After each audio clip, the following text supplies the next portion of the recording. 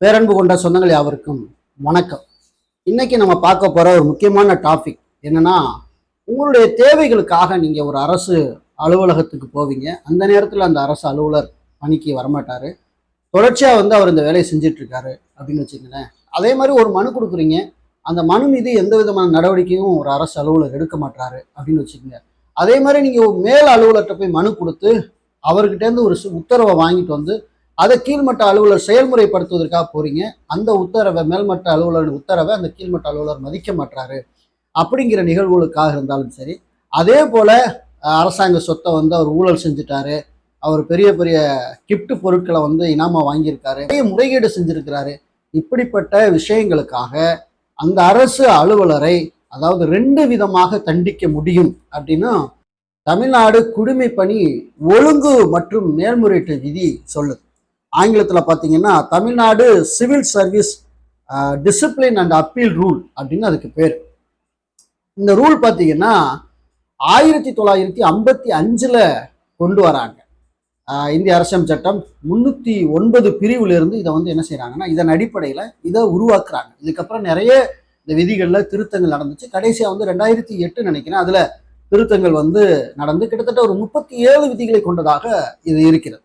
Okay, இப்போ நடந்த ஒரு சுவாரஸ்யமான சம்பவங்கள் 2 சம்பவங்களை நான் உங்களுக்கு சொல்லிட்டு, உங்களுக்கான தேவைகளை செய்து தராத அலுவலர் மீது இந்த மாதிரி 17A அல்லது 17P இந்த 2ன் கீழே நடவடிக்கை எடுக்க வைக்கிறதுக்கு என்ன செய்யலாம் அப்படிங்கிற ஒரு முழு தகவலை தான் இன்னைக்கு இந்த வீடியோவில் நம்ம முழுசாக பார்க்க போகிறோம். இப்போதான் நம்ம சேனலை முத பார்க்குறீங்க அப்படின்னா மறக்காம சப்ஸ்கிரைப் பண்ணி சப்போர்ட் பண்ணுங்க. இது போன்ற பதிவுகள் தொடர்ந்து உங்களுக்கு வரணும் அப்படின்னு நினைச்சீங்கன்னா பெல்லைக்கான கிளிக் பண்ணி வச்சுக்கோங்க. அப்போ தான் நோட்டிஃபிகேஷன்ல தகவல் உங்களுக்கு உடனடியாக சேரும். சரி, வாங்க வீடியோக்குள்ள போகலாம்.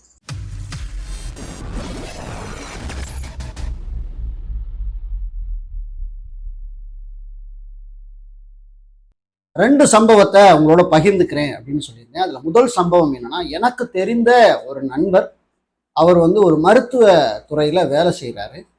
அவருக்கு திடீரென்று அவருக்கு மேல இருக்கக்கூடிய உயர் அலுவலர் ஒரு மெமோ அனுப்பிட்டார்.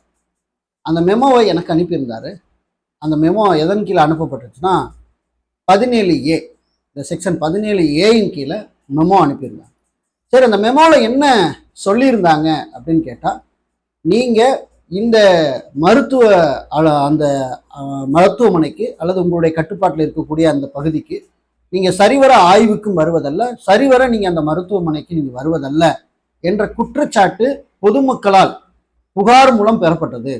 ஆகவே இதற்கான விளக்கம் கேட்டு நான் உங்களுக்கு மெமோ அனுப்பியிருக்கேன்.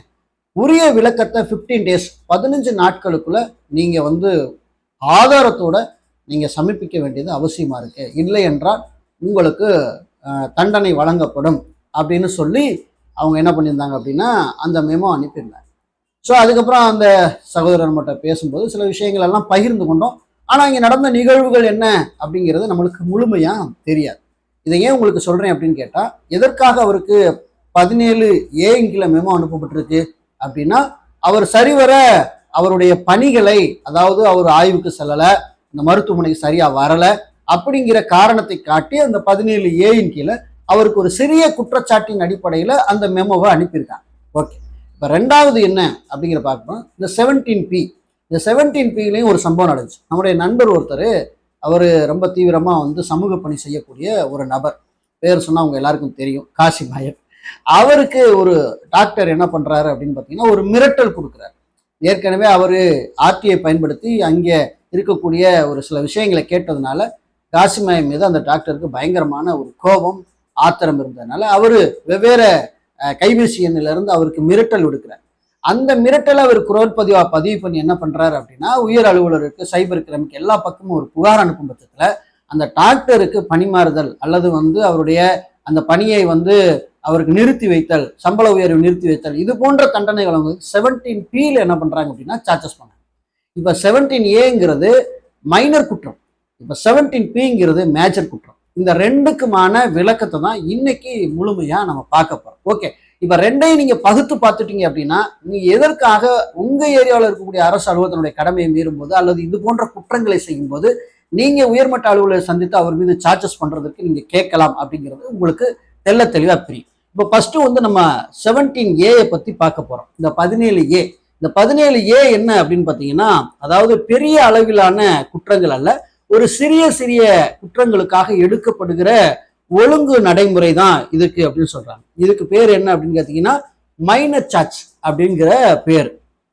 எதற்கெல்லாம் இதுல நடவடிக்கை எடுப்பாங்க அப்படின்னா, உரிய அனுமதியின்றி பணிக்கு தாமதமாக வருதல் அல்லது அலுவலகத்திற்கு வராம இருக்கிறது.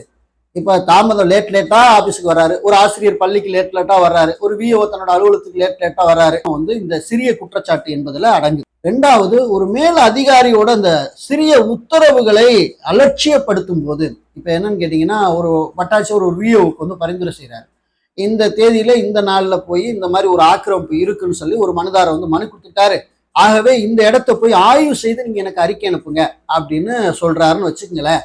இப்ப என்ன பண்றது, இந்த உத்தரவை அந்த கிராம நிர்வாக அலுவலர் கிடப்புல போட்டார், மதிக்கல அப்படிங்கிற பட்சத்துல அவருக்கு இந்த 17A விளக்கம் கேட்டு வட்டாட்சியர் அவர்கள் நோட்டீஸ் அனுப்பலாம். அதை நாம என்ன செய்யலாம்னா, இந்த மாதிரி நீங்க அனுப்பின உத்தரவு ஒருவேளை நமக்கு ஒரு காப்பி அனுப்புவாங்க, இந்த மாதிரி அதே மாதிரி சர்வே டிபார்ட்மெண்ட் வந்து நிலம் அளக்குறதுக்கு நமக்கு ஒரு காப்பி அனுப்புவாங்க, அங்க ஒரு காப்பி அனுப்புவாங்க, இந்த மாதிரி வந்து. ஆனா அன்னைக்கு அதை செய்ய வரமாட்டாங்க. அப்படி செய்ய வராம இருக்கும் பட்சத்துல இந்த உங்களுடைய உத்தரவை இந்த அலுவலர் மீறி இருக்கிறார், ஆகவே 17A நீங்க என்ன செய்ய அவர் மீது சார்ஜ் பண்ணுங்கன்னு ஒரு இந்திய குடிமகனாகிய நாம அரசு அலுவலர் அந்த மேல் அதிகாரி கிட்ட நம்ம என்ன செய்யலாம்னா மனு வைக்கலாம், அல்லது நேர்ல போய் என்ன செய்யலாம்னா சொல்லி வலியுறுத்தலாம். இது நல்லா புரிஞ்சுங்க. மூன்றாவது என்னன்னு பாத்தீங்கன்னா, அவர் பராமரிக்கக்கூடிய கோப்புகளை சரிவர பராமரிக்காம வச்சிருக்கிறாரு. நம்ம நிறைய கிராம நிர்வாக அலுவலகம் போவோம், நிறைய இந்த வில்லேஜ் பஞ்சாயத்து போவோம், அங்கெல்லாம் பார்த்தீங்கன்னா கோப்புகள் ரொம்ப மோசமான நிலையில இருக்கு அப்படின்னா, அந்த கோப்புகளை சரிவர பராமரிக்க அல்லது அதை சரியாக எழுதி கணக்கு காட்டாத அந்த ஒரு குற்றத்திற்காக 17A அவர் மேல என்ன செய்யலாம்னா சார்ஜ் பண்ணலாம் அப்படின்னு சொல்லுது. அது மட்டும் இல்ல, அலுவலக பணியில் திறமையாக செயல்படாத பட்சத்திலும் என்ன சொல்றது, அந்த திறமையே இல்லை அந்த வேலையை செய்வதற்கு அப்படிங்கிற பட்சத்துல இவருக்கு என்ன செய்யலாம்னா இந்த மாதிரி வந்து 17A கீழே நடவடிக்கை எடுக்கிறதுக்கு மெமோ அனுப்பலாம். இந்த மெமோ பெற்றுக்கொண்ட வித்தின் 15 டேஸுக்குள்ள இவர் என்ன செய்யணும்னா அந்த மேல் அலுவலருக்கு தன்னுடைய அந்த விளக்கத்தை அவர் சொல்லி ஆகணும். ஆனா வாய்மொழியா விசாரிக்க மாட்டாங்க அப்படிங்கிறத தெரிஞ்சுக்கணும். ஓகே, இதற்காக வழங்கப்படுகிற இந்த 17A நோட்டீஸ் அனுப்பிட்டு அந்த குற்றங்கள் நிரூபிக்கப்பட்டால் என்னென்ன தண்டனை அப்படின்னு பாத்தீங்கன்னா, ஃபர்ஸ்ட் வந்து கண்டனம், அதாவது செய்த தவறை நான் கண்டிக்கிறேன் அப்படின்னு அரசு மேல்மட்ட அலுவலர் என்ன செய்யலாம்னா அவருக்கு வந்து ஒரு கண்டன ஒரு அறிக்கை என்ன செய்யலாம்னா கொடுக்கலாம், அதான் தண்டனைன்னு வச்சுக்கோங்க. ரெண்டாவது பாத்தீங்கன்னா, ஊதிய உயர்வை நிறுத்தி வைக்கலாம். இப்ப வந்து இப்ப சம்பள உயர்வை அவர் என்ன செய்யலாம், நிறுத்தி வைக்கலாம். இப்போதைக்கு நீ செய்த அந்த குற்றத்திற்காக உனக்கு சம்பள உயர்வு கிடையாது அப்படின்னு செய்து என்ன செய்யலாம்னா நிறுத்தி வைக்கலாம். உதாரணம் பாத்தீங்கன்னா, ஒரு 6 மாதத்திற்கோ அல்லது 1 வருடத்திற்கோ என்ன செய்யலாம்னா இந்த ஊதிய உயர்வை நிறுத்தி வைக்கலாம் அப்படிங்கிறத சொல்லப்பட்டிருக்கு. அதுக்கப்புறம் பதவி உயர்வையும் அதே போல என்ன செய்யலாம்னா நிறுத்தி வைக்கலாம். குறிப்பிட்ட காலத்திற்குள்ள பதவி உயர்வு அவர் செய்ய இருக்கிறாருன்னா நீ பதவி உயர்வு உனக்கு கிடையாது, இப்போதைக்கு மேல வந்து 17A குற்றச்சாட்டு வந்திருக்கு, அதனால வந்து உனக்காக இந்த தண்டனை நான் செய்கிறேன் அப்படின்னு சொல்லி சொல்றேன். அதே மாதிரி நிதி இழப்பை வந்து மீட்டல், அலுவலரின் அலட்சியத்தால் அரசுக்கு ஏற்பட்ட நிதி இழப்பை அவரது சம்பளத்தில் இருந்து பிடித்தம் செய்வது. இப்போ வந்து இதனால ஒரு பிரச்சனை ஏற்படுது, அரசுக்கு நிதி இழப்பு ஏற்படுத்தியிருக்கிறார் அப்படிங்கிற ஒரு குற்றம் நிரூபிக்கப்படுது அப்படின்னா கண்டிப்பா வந்து அதற்கான சம்பள பணத்தை அந்த இழப்பீட அவருடைய கணக்கிலிருந்து பிடித்தம் கொள்ளலாம் அப்படிங்கிறத சொல்லியிருக்காங்க. ஓகே, இதுதான் வந்து 17A எடுக்கப்படக்கூடிய நடவடிக்கை. இதுக்குள்ள இந்த குற்றச்சாட்டுகள் எல்லாம் இருந்துச்சுன்னா நீங்க என்ன செய்ய, இதை ரெப்பர் காட்டி நீங்க என்ன செய்யலாம்னா அந்த அலுவலர் மீது தண்டனை வழங்குறதுக்கு அவருக்கு மேல்மட்ட அலுவலருக்கு நீங்க பரிந்துரை செய்யலாம். இப்ப 17B, இந்த 17B பாத்தீங்கன்னா பெரிய குற்றங்களுக்காக, அதாவது மேஜர் சார்ஜ் அப்படிங்கிற அந்த குற்றங்களுக்காக என்ன செய்யப்படுகிறது, இது வந்து இந்த மெமோ அனுப்பப்படுகிறது. இது பாத்தீங்கன்னா குறிப்பாணையில வந்து எழுதப்பட்டு இது கண்டிப்பா நேரடி விசாரணை அமைக்கப்படும். இது குறைஞ்சபட்சம் பாத்தீங்கன்னா 6 மாத காலம் இந்த விசாரணைக்குள்ள வந்து என்ன செய்யணும் முடிக்கப்பட வேண்டியது அவசியமாகுது. இது முதல்ல பாருங்க, அந்த சின்ன குற்றங்களுக்கு 15 நாள் தான். ஆனா இந்த மெமோவை பொறுத்த வரைக்கும் பாத்தீங்கன்னா 6 மாத காலம் இதுல வந்து விசாரணை நடக்கும். அதுலயும் பாத்தீங்கன்னா குறிப்பாணையில் எழுதி வச்சுப்பாங்க, விசாரணையும் நேரடியாக நடக்கும். ஓகே, எதற்கெல்லாம் வந்து இந்த 17B பயன்படுத்துறாங்க அப்படின்னா, ஊழல் மற்றும் லஞ்சம், கரப்ஷன் செஞ்சிருந்தா அல்ல ஊழல் செஞ்சிருந்தா கண்டிப்பா இந்த 17B வந்து நடவடிக்கை எடுக்கலாம். இது மாதிரி பாத்தீங்கன்னா அரசுக்கு வந்து பெரிய அளவில் வருமானத்தை இழப்பு ஏற்படுத்துதல், இந்த மாதிரி குற்றங்களுக்கு. அது மட்டும் இல்ல, அரசு பணத்தை கையாடல் செய்தல். இப்ப ரீசெண்டா பாத்தீங்கன்னா சென்ற 2 வருடங்களுக்கு முன்பாக எங்களுடைய ஏரியாவில் அதாவது பொதுமக்களுக்கு இந்த ஓஏபி திட்டத்தின் கீழே வந்து அரசாங்கம் கொடுக்கக்கூடிய அந்த பணத்தை எல்லாம் வேற அக்கௌண்ட் கிரியேட் பண்ணி கோடிக்கணக்கான ரூபாய் வந்து என்ன பண்ணிட்டாங்கன்னா கொள்ளையடிச்சிட்டாங்க.